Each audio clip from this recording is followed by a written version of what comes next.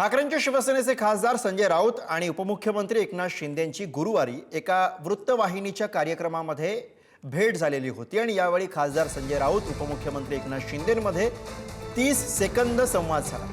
या भेटीवरती संजय राऊतांनी भाष्य केलंय। शिंदेंसोबत अनपेक्षितपणे भेट झाल्याचं राऊतांनी म्हटलं। शिंदे बेकायदेशीर असले तरी उपमुख्यमंत्री आहेत असा खोचक टोला सुद्धा राऊतांनी लगावला।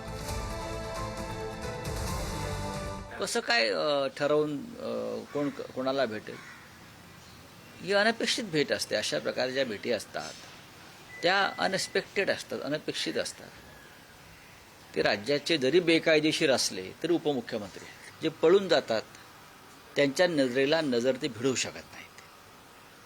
हे मी शिंद्यांच्या बाबतीत म्हणत नाहीत, हे सगळ्यांच्याच बाबतीत असेल।